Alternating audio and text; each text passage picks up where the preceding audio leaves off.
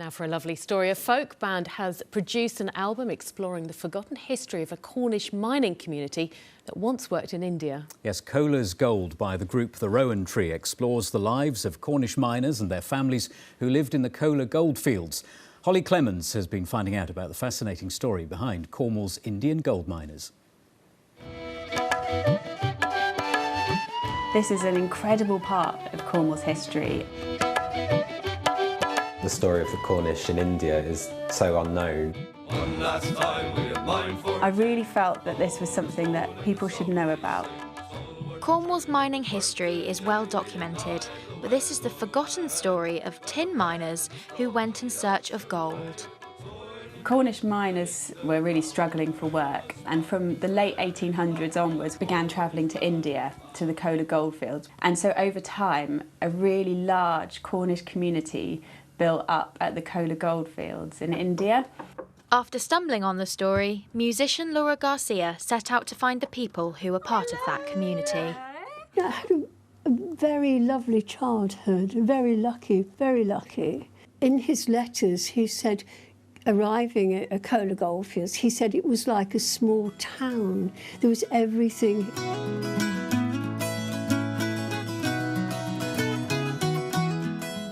Pauline's father's letters to her mother before they were married inspired Laura's band, The Rowan, to write a song about the 3 years of correspondence, a pen-pal relationship that resulted in marriage when Roy returned to Cornwall on leave. When I heard it, I thought I have to write a song about this. I'm always inspired to write songs when there's an incredible story that could otherwise not be told or could be lost. In living memory history now, which when you look at the Cornish emigration to Australia and America, it's not so much in living memory, but we've got first-hand accounts of people that were out there. So I think it's a very unique and special history. Pauline's mother Olive went back to India with Roy and started a family. It's stories like these that led the Rowan Band to create an album between musicians from the Kolar goldfields and Cornwall. A year-long project celebrating 2 communities 5,000 miles apart. It felt such a natural thing when we heard it. It was really surprising. I couldn't have anticipated it working so well. Laura's research has put friends and family back in touch 80 years on.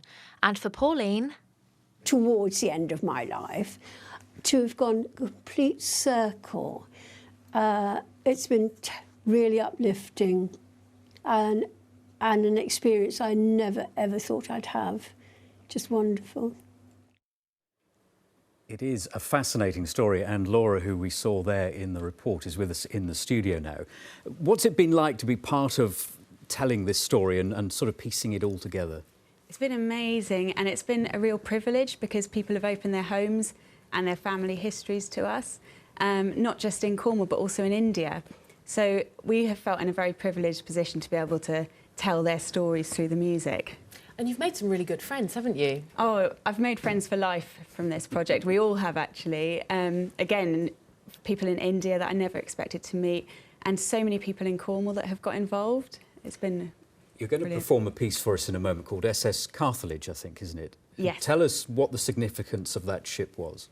Well, the SS Carthage was the ship that Pauline's father Roy travelled out to India on, and while he was aboard he sent letters home to his family, and Pauline shared those letters with us, and so they've inspired the music on that track. And how surprised were you how much you found out when you started digging into this? Oh, it was mind-blowing really, because we thought no one knew anything about it, and then all these people in the community started getting in touch with us, and it was incredible to find in these houses in Cornwall just how many photographs and letters and everything. And people have been able to connect with each other, which has been one of the most special things about it. And that connection continues now, because what happens to the money that you raise from the album? Well, the money, half of it goes to the Cornwall Heritage Trust so they can fund further projects like ours, because they funded this one, but also to India, to the KGF Schools Foundation, which was set up by ex-pupils when the school at the Kolar goldfields was crumbling, and they rebuilt it and provide an education for children that otherwise wouldn't be able to go to school. We're going to hear some of your music in a moment. Thank you very much for coming in. Thank you for having Before us. we do that, though, let's see what the weather has in store for the weekend.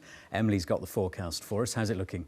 Thank you very much, Emily. Thank you, Emily. Well, it's time for us to say goodbye, but the Rowan Tree have got a big launch tomorrow, so they've come in for a little rehearsal. Here they are with SS Carthage. Bye-bye. Good night.